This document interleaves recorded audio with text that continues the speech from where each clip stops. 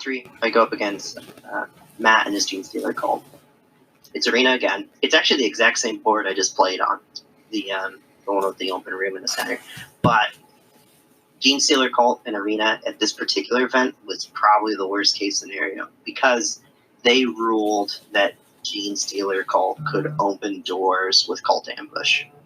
Oh, that's a pretty big change. I've never played against it, so conceptually I knew what it could mean. But I was like, this is an unknown element. Worst matchup. Like, my shooting is pretty good against Gene Stealer cult. It's one of the armies where like an autocannon will really, really mess them up. Yeah. But I never had an opportunity to use it because we played on arena. So, yeah.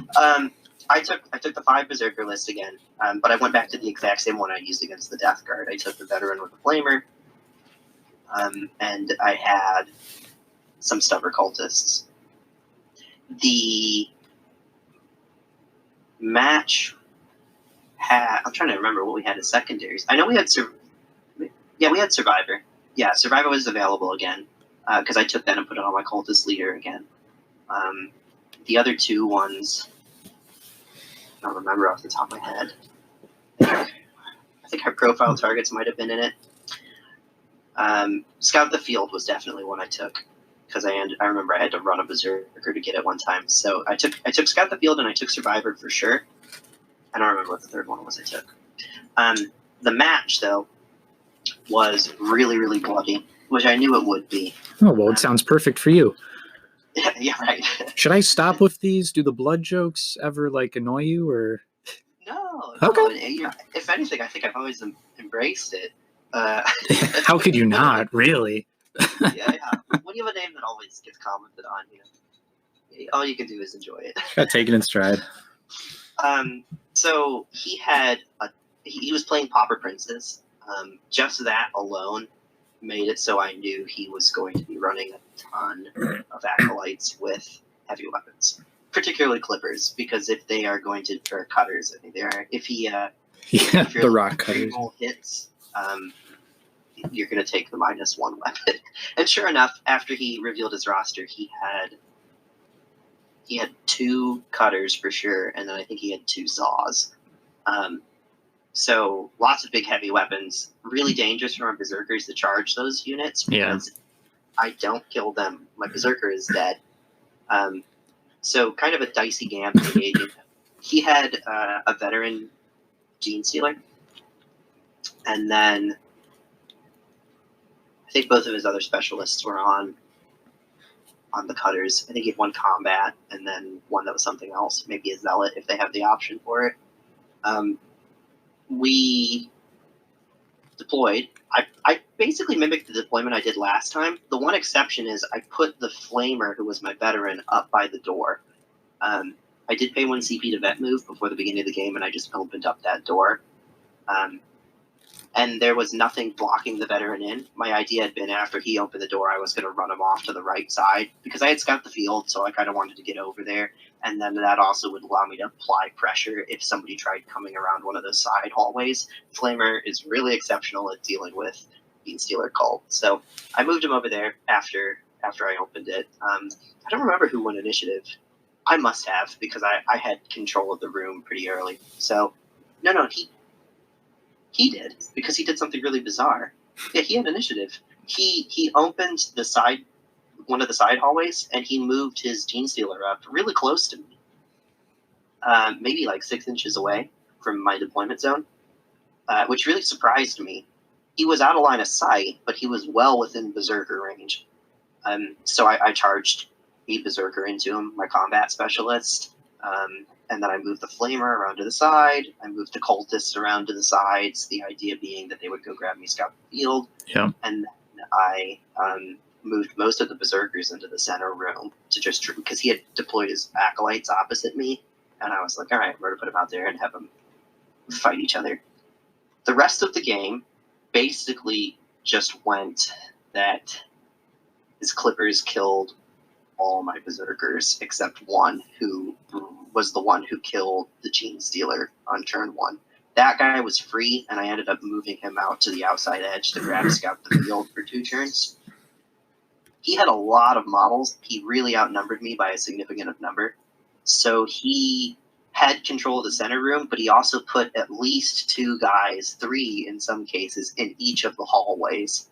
So I was kind of fighting on every front. And my cultist on the far side was engaged with an acolyte, I think starting turn 2. And he happened just kind of via luck to live through that combat, although it didn't matter. He was scoring scout the field, but I had moved another cultist to that side in case he died.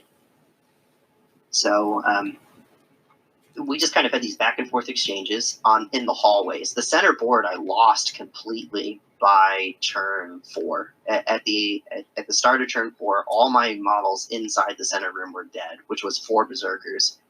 He just got really, really lucky with all the clippers. He, would decisive strike when he needed to fight before my berserker did, land a hit.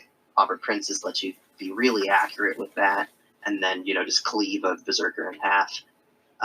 At the end, he had 2 acolytes left in that middle room, one with a clipper, one with a saw. One of them had a flesh wound, though. He was pretty weak. The other one was fine. On each of the hallways, exchanges had gone kind of back and forth where we both had lost models or had injured models. In the end, though, even taking as many casualties as I did, going into turn 4, I only had the 4 berserkers dead. All my cultists were still alive. I still had 1 berserker, and I had my flamer. I won initiative that turn 4, and this was like probably the most critical part of the game. I moved my flamer veteran because he's very quick. I moved him from pretty far away. I think he was 8+ inches away. I advanced him to the center of the board where he had a clear shot down that middle hall. Oh. And he was in the door, the idea being that he could not close it on me. He could try, but I might live through the mortal wound anyways. The idea being that it just prevented him from really being able just to close the door. And that was really important because he had 2 models who were on the center objective. And I could, because of Marcus Lanesh, torch them both. So he had to charge me, which made it so that I was able to just overwatch with my flamethrower. So my flamethrower overwatched, killed one of his acolytes, and then he elected to keep the other one there and just... no, I think he might have been shaken, actually, because he didn't do anything with it. I don't think he shot me, even. It didn't matter, though, because I shot him with a flamethrower any time. Wow. So that flamer cleared out that entire middle room, which lost him that point. And I had killed so many models by that point. After I lost berserkers on turn 1, my entire aim for the rest of the game was just to break him. I was just trying to inflict as many casualties where I could. I wasn't worried about taking out his heavy weapons. I accepted I was going to lose berserkers in that room for the rest of the game, and that was okay. I just needed to make sure that I killed as many of his weak acolytes as I could. And in the end, it worked. He broke on turn 4 and lost complete control of the board. I had been behind, I think, by 2 points. Even if he hadn't broke, I think he was suffering from so many morale issues, he still probably would have lost a lot of the points. But because he broke and he had so many guys die, I think his entire board shook. So he lost everything. So I got a ton of points the last round. Like, it shifted really heavily in my favor. So how many flamers did you end up taking? Because I know you have... 1. Just the one? Just the one. Okay. Yeah, just the one. It was just the Marine Flamer. Yeah, because Flamers are really, really good against Gene Stealer Cult. Yeah, toughest 3. Not great saves. If we had played on Open, I would have took the other 2 Cultist Flamers too. Yeah. Okay. Because on Open, you can outflank the Cultist Flamers. Right. Yeah, that's true. It gets rid of their kind of one downside, which is their crummy save. You could just come in from the side and have cover and shoot somebody up. The Veteran Flamer was really, really helpful, though. He torched several guys, locked down a hallway just for the threat of his flamethrower, and then he came back to the center. Basically, turn 1, he moved over and just controlled one of the side lanes. And then he stayed there for a couple turns, just shooting at or threatening guys. And then he came back to the center turn 4 because he was fast enough to do it and torched everybody there. He was definitely one of the big deals in that match. But again, even though he had a really pivotal moment, just inflicting damage, it was the cultists who scored me all the points the entire game. They were none of them died because the berserkers are so scary that he had to dedicate all of his power to killing them. Which, I mean, he took 4 turns to kill 4 berserkers, and that made it so that I had complete control of the rest of it. I wasn't even at risk of breaking. I only had the 4 dead berserkers and 1 cultist who had 2 flesh wounds, so it was pretty much the best I could hope for, even though I was really worried about Arena against that list. Yeah. And then really could have been bad. Yeah, and then you matched Tyranids in the 4th round, correct? Yeah, I played against Ryan Wilfong, and he is a guy from my local play group. He is really good, though. His Tyranid list is the best Tyranid list that I've played against. It is honed to a razor's edge, and he is a very good player, and he's one of those guys who, like, sad hammers himself before a list, before a big event. I know, work all the kinks out of this. Like, I'm gonna get it perfect, and it shows though. He's an exceptional player. So I was really lamenting the fact that we had a Arena again for the 4th match, because Arena against Nids is tough. They have so many guys; they can so easily clog up the hallways, and a berserker on a 32 base has a really hard time if the position of the thing that you're charging is just so you could prevent me from being able to get on a second guy, and then they're just in the open to get shot. That entire match though came down to, I think, really some deployment decisions, and then a little bit of luck. Just in that I made a couple armor saves against a Venom Cannon. It gave me an extra Berserker. I don't know that it would have shifted things too much. I still probably would have won on points, but I ended up being really dominant in that match because the one Berserker made his armor saves. Like I mentioned when I was talking about the missile launcher, this one really came down to I took the same list I did against the Custodes, where I had the 4 cultists, the cultist leader, the 5 berserkers, and the missile launcher. And we alternated deployment, and I saved my missile launcher until the very end to force him to put his venom cannon, which was on his leader, on the opposite side from my missile launcher. We played on the map where there is 2 doors right next to the center objective, and then there's like a long hallway that kind of winds. It's kind of like an S shape. Yeah, I think I know what you're talking about. It might be Armorium. I'm not thinking about it. Let's see. I'll see if I can find it. I have my arena book sitting here somewhere. I'm visualizing it.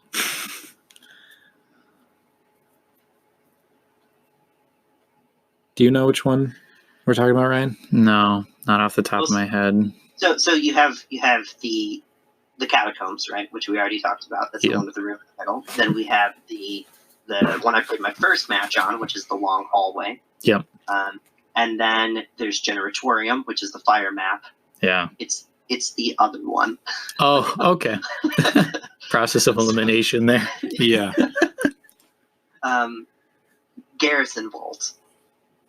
Yeah. Garrison Vault. Okay, so Garrison Vault is you have 2 really, really long hallways on the side, and then you have like a winding path that goes to the center of the board that has doors along the winding path. Uh-huh. The only reason I make a big fuss about the map is what I did was really important on this map in particular, because it made he put the Tyranid Warrior where he did because it would have been impossible for me for the entirety of the game to draw a line of sight to his warrior. So I think in his, I'd imagine probably what he thought is that he saved his leader to the end and moved it over there so that my missile launcher would never have a target. But in reality, what I was trying to do is fake him out mostly. I put all my berserkers on the same side as my missile launcher, and that made it so that his Tyranid warriors with the heavy weapons, the venom cannon, and it also happened to be that his devourer was on that side, or no, his death spitter. So he had 2 warriors on that side. One was a comms, one was his leader, and then he had the only big bug he had on the side of a missile launcher was the Ravner, who was a veteran. I had made it so that my berserkers, who have a hard time against warriors, wouldn't have to fight a warrior until I had killed all of his Gribblies, until I had killed like 5 or 6 Gaunts, and then finally he would probably have a warrior come around, and by that point in time, I would be able to just gang up on them with the berserkers, and that was the plan. That's why I put the missile launcher where I did, to try and force the monsters to one side of the map. And it worked pretty much the way I wanted it to. Early on, I moved all the berserkers out. They were just aggressive. I just tried to control kind of that center objective. I had domination, so the center objective was really important in this case. I also had high-profile targets, and I had engage on all fronts. So I wanted to get out of my deployment zone pretty quick, make some distance across the field. I advanced, I think, every single berserker turn 1 and just kind of ran them up and tucked them in along those little spiky edges on the map to get cover. It went around to him, he moved out to kind of counter it, and he fired his Venom Cannon, boosted and everything, at my Berserker who was opposite the Venom Cannon, the one Berserker that was on that side of the board, and I passed my armor saves against it. So that Berserker was alive going into turn 2, and he made it into one of the warriors, the comms warrior. I had had another Berserker who had made it around, kind of from behind, and was able to kill a Gaunt, I think turn 1, that had charged him. And so now he was free to go into the warriors. So on that side, I had 2 Berserkers who were fighting warriors, and he had ran a bunch of bugs, and then my Berserkers in the middle, but I was just killing them. Like, they would charge me, and he just didn't really have anything to hurt me. The only bug, I think, that was on that side of the board, where my Berserkers were, that was any threat, was he had a Gene Stealer who had Acid Maw and also Toxin Sacks, so pretty threatening. Yeah. But it was behind some bugs, so it was kind of out of position, and I was able to get a charge off on it, and so I took it out before it could hurt me. And then all that was left was just Hormagaunts, or the melee ones. I think they're Hormagaunts. Yeah, I can't remember. I can't. They're all. I just know that they're Gaunts. dirty Xenos and they must be purged. So I just had to deal with the Hormagaunts that were on that side and the Ravner. And the Ravner is a big bug. He's pretty defensive, but his offensive, actually, like, he doesn't have any real AP. He gets the reroll 1s when he hits, but he's basically just hitting you with Space Marine attacks. Which power armor is pretty effective at defending. He charged my missile launcher with it, and he killed my missile launcher, which was okay, because the missile launcher wasn't doing a lot. Yeah. But it made it so that he was just stuck there, and my Berserker Zealot champ went into him and just killed everything on that side. He killed the Ravner, he killed some Hormagaunts, he killed a bunch of things. I think he killed like 4 models over there. And so that was turn 2, and I had decimated his flank on that side. That right side, I think, had like 6 dead models turn 2. Anything that was left alive over there was so far away from his Tyrannid warriors, because I had forced him to put them all the way on the left side. Right. They were out of synapse, and so everything that was alive shook. Yeah. Going into turn 3, the only thing that he had was a wounded warrior who was in combat and and his leader. He fell back with the wounded warrior, so his leader was able to fire. He fired the Venom Cannon at one of the Berserkers who was in cover, and again, it just kind of bounced off. I don't remember if he missed or didn't wound or if I saved or what, but even if he had killed him, though, he still was in a really, really bad spot. Because I still had another Berserker over there. I had this control of the center board at that point, so I was getting a bunch of points off of domination. He really only had the warriors left, and I had control of every objective except 1. So going into turn 3, it was just kind of, it was just staggering from that point. And by the end of 4, I had killed everything. Oh, wow. That is hard to do on Arena, to table against an opponent. It's hard to table a Tyrannid in general.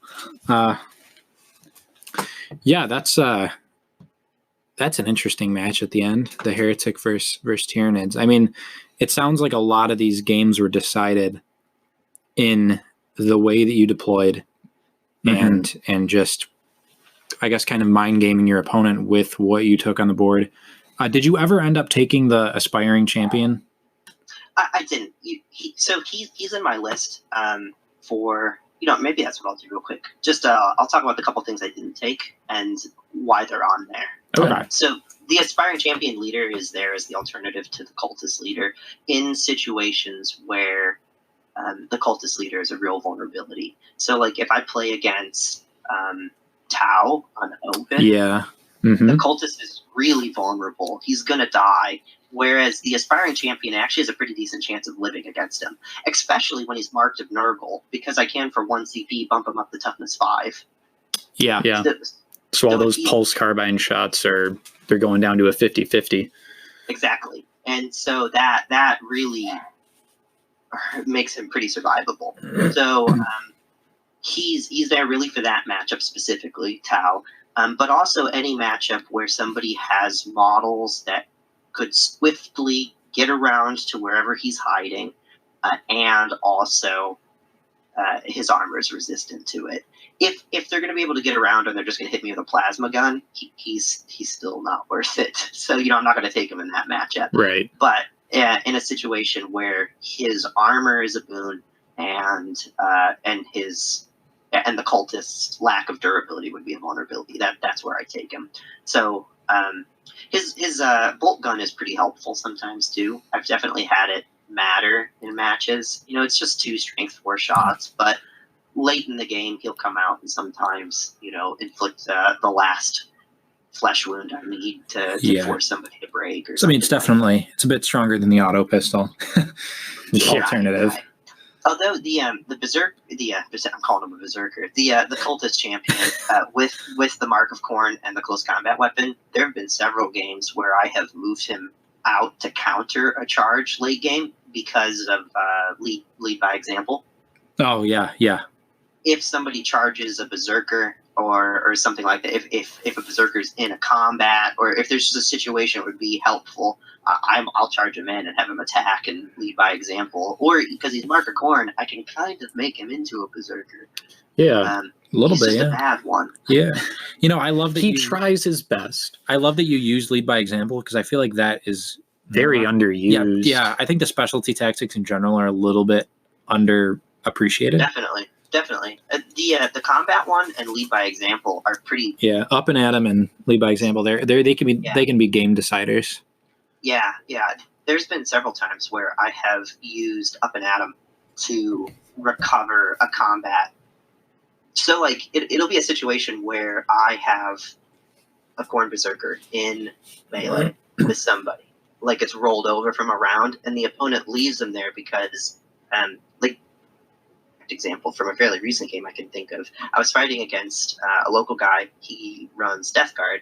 I had the combat guy in combat against a cleaver. So real big threat to my berserker. Yeah. He had into him from a consolidation.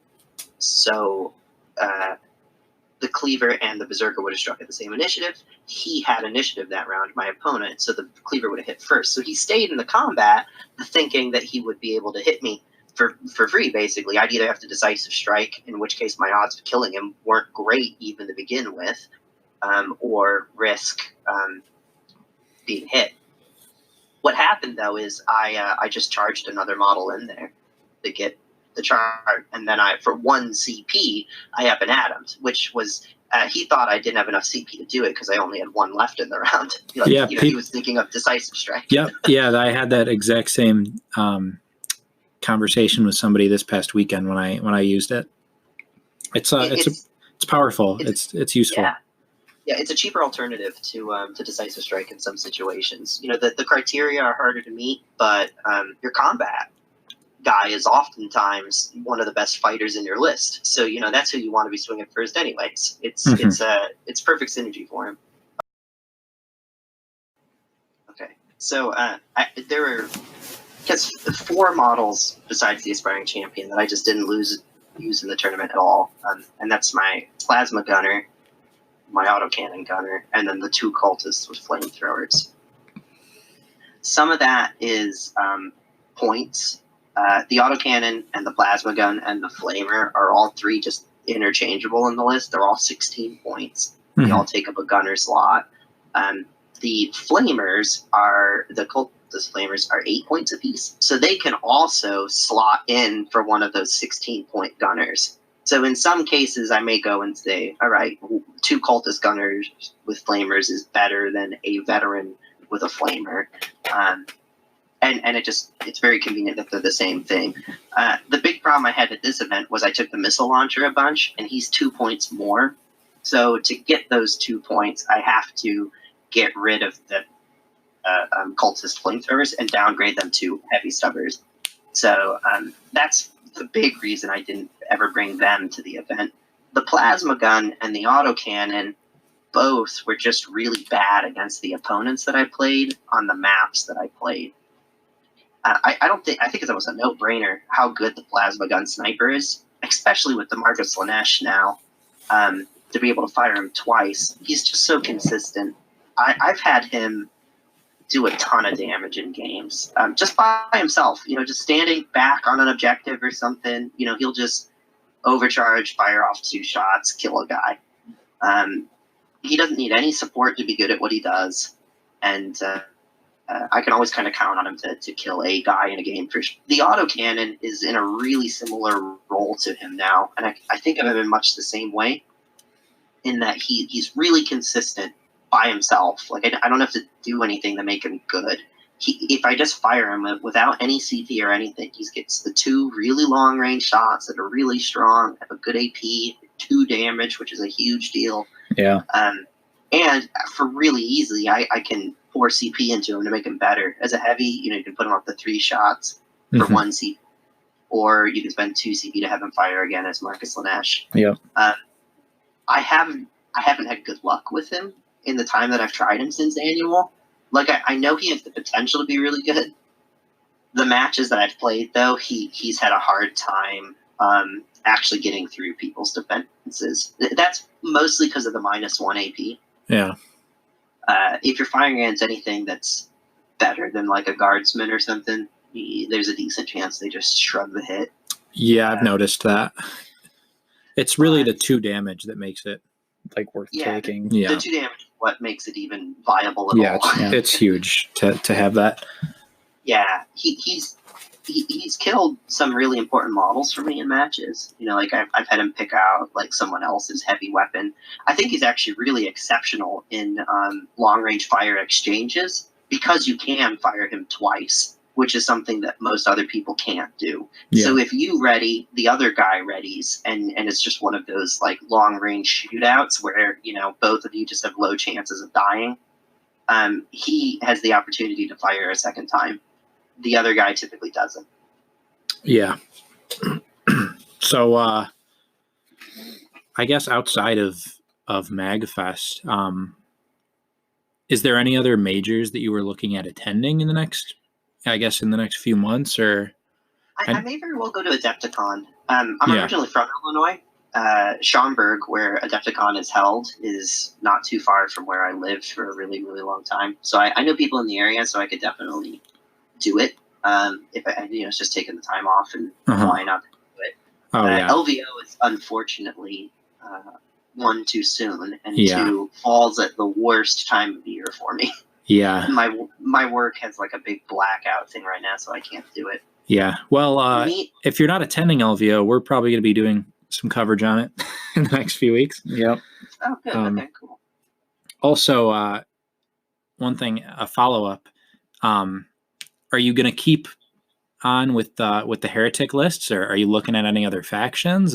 Heretics are mostly my main, but recently the other day, just with the having played Slaughterfest, assuming that the meta stays where it is, I may dabble in a 17 bloodletter list. Ooh. Oh.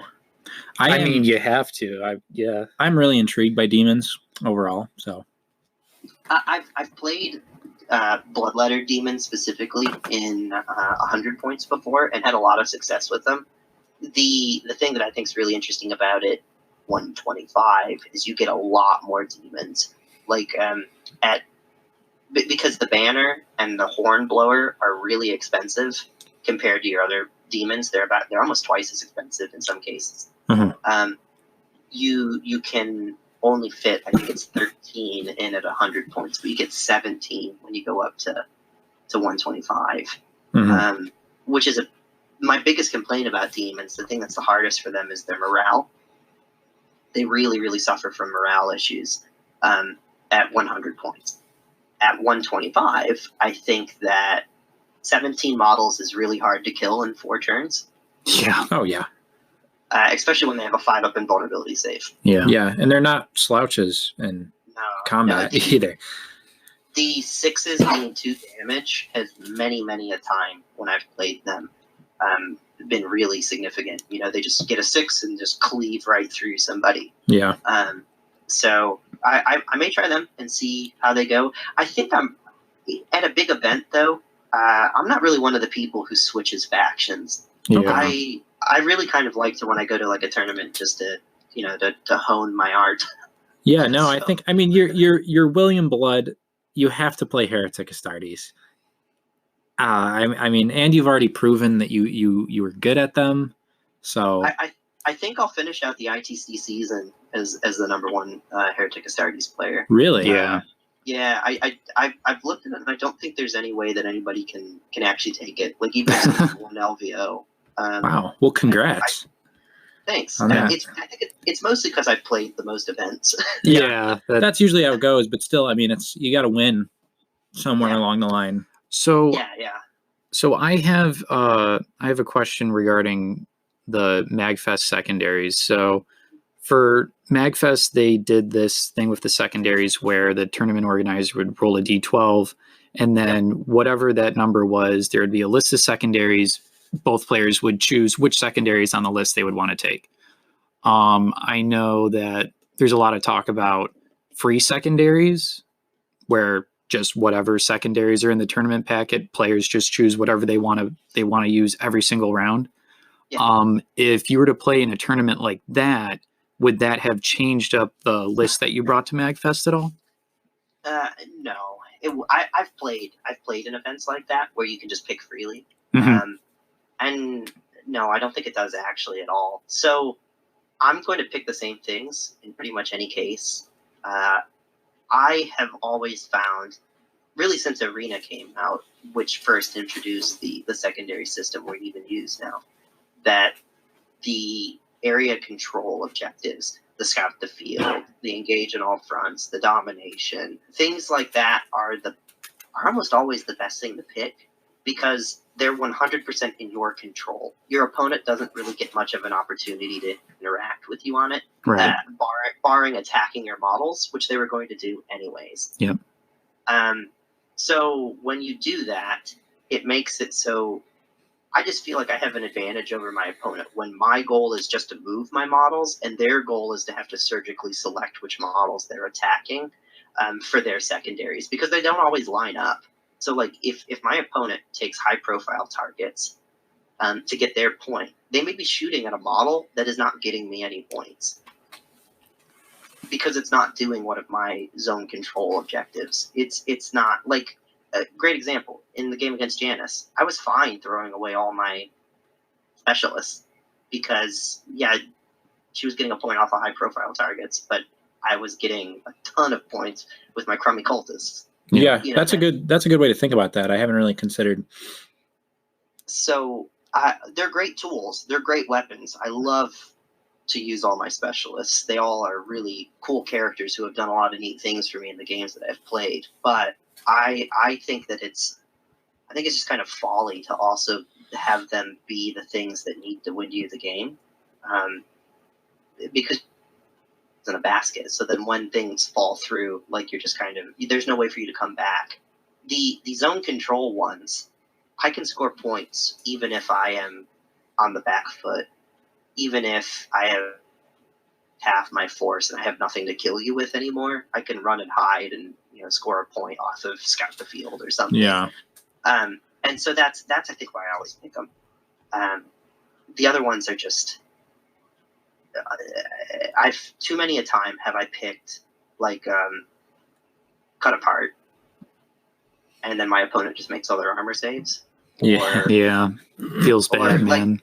Yeah. Or the hammering was one that was available at the tournament like 3 times, I think. Which that one is if you go to the injury table twice in the fight phase, then you get a point.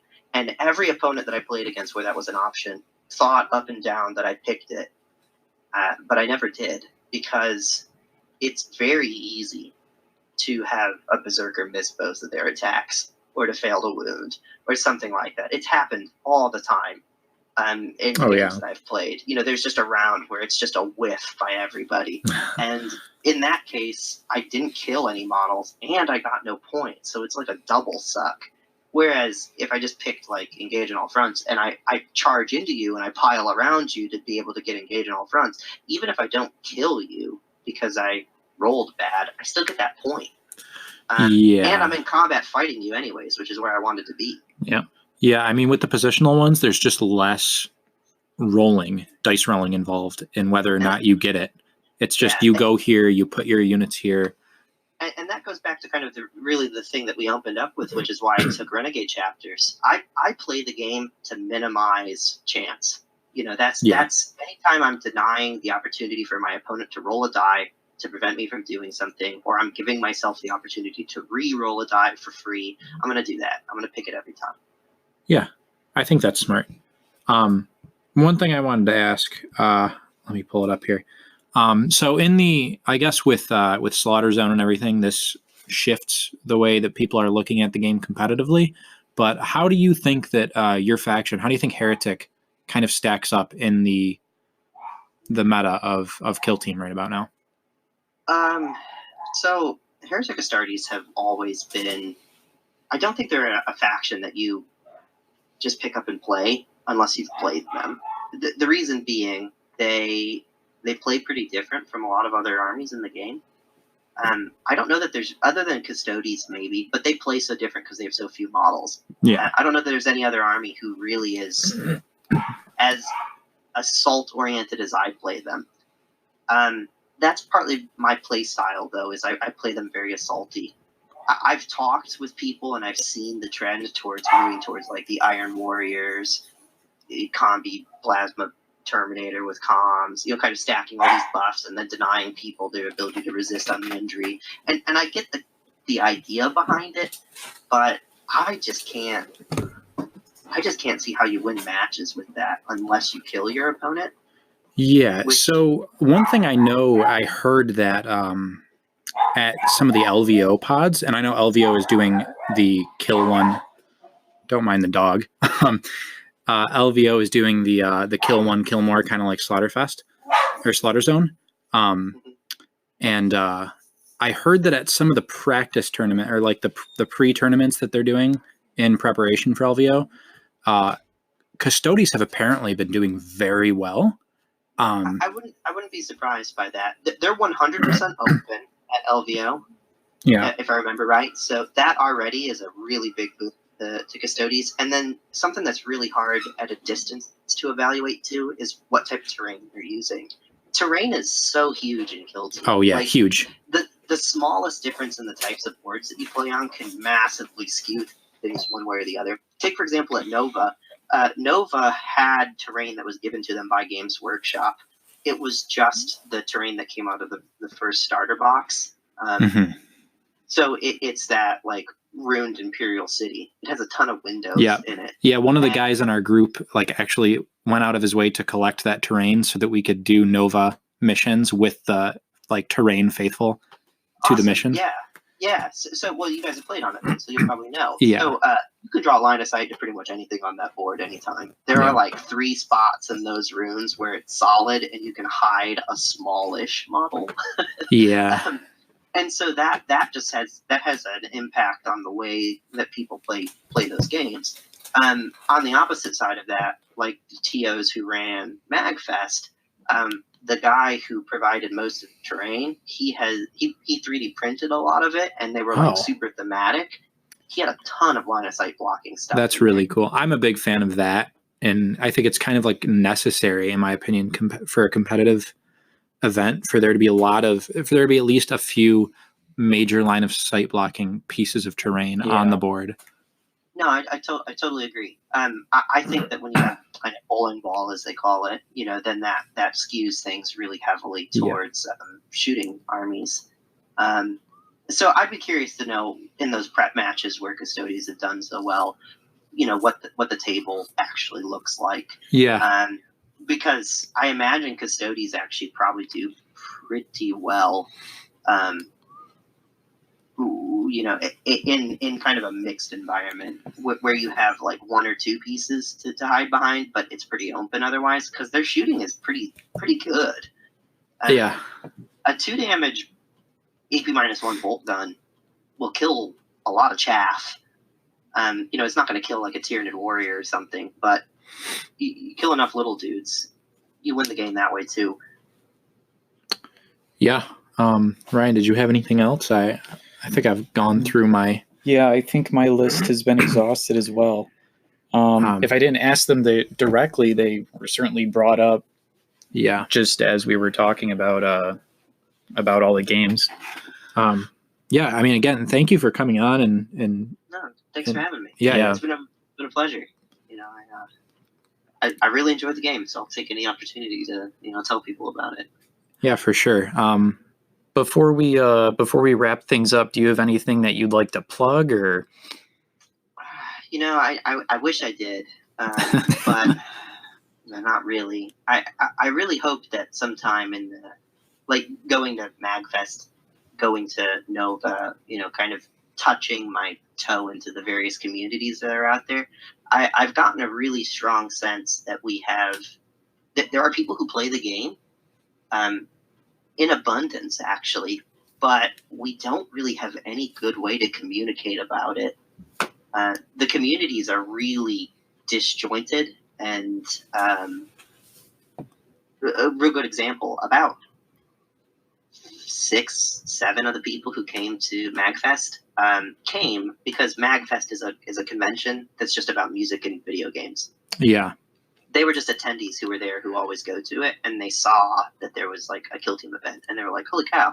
But the TOs were hosting the event for the Kill Team community in the area. That was, I think, their idea. So they posted everything about it on Facebook. Yeah.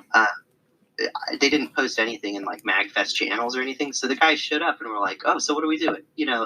That's just a great example of like, no one knew that community existed out there. Yeah. They just happened to be at that convention. And so we talked to those guys, and it's because they play at a GW store in the area. Mm-hmm. And they want to play the game more competitively, without GW's training wheels on. Yeah. And, they just didn't know that there were other places where people were playing in the area. So I guess what I'm really hoping, one of the big goals for 2020 in our local scene is I'd really like to see if we can consolidate some of that. If we there's a really big presence on the West Coast already. Like the San Diego group is like huge. They run GTs like every 2 months. So like all those guys out there are getting to play these awesome events with all these awesome players. And we've got really good players out here too. We've got really good community presence, but I just don't know. We don't have the center to talk about it. So I'm hoping that we can move towards getting the people to come together so that, Nova next year can be a big event, or like MagFest when they do it again. If they do it again, could be a big event. I'd really love to see if we could get the people on the East Coast also playing these, it's almost my dream to see like a major for Kill Team. Oh yeah. Yeah. I mean, I feel the exact same way. It's just a matter of getting everyone together and getting people on the same page. Right. Which, I'm not sure the best way to do it is, because everyone's kind of mixed between all these different like social media outlets, really. So like there's Facebook groups kind of all over that I've seen where people are scheduling and doing things in. Some of the YouTube content creators have their own channels and things like that where people have collected. There's just not any one spot where where you could post something and say, hey, I'm doing a thing, and people would know that you're doing it. So I think as a community, that's the challenge, is figuring out a way to incorporate all the disparate groups. Yeah. Well, Will, it's been awesome having you on. It's been great talking to you guys too. Yeah. So I'll listen for for what you guys release in the future. I listened to a couple of the episodes past the I listened to the MagFest one and then the Kill Team annual review. And yeah, great. They both were good. So. Thanks. Yeah, we're young. We're young. We're working on it. Yeah. A lot of kinks always working in the beginning. So yeah, you guys will get it. Well, thanks so much. Good talking to you, Will. Same to you. Take care, guys. Bye-bye.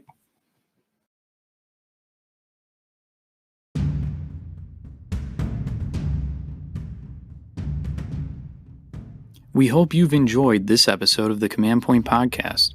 Don't forget to like, comment, subscribe, and rate us on whatever platform you use to listen, as it helps more listeners find our podcast. And this also helps to grow the Warhammer 40,000 Kill Team community.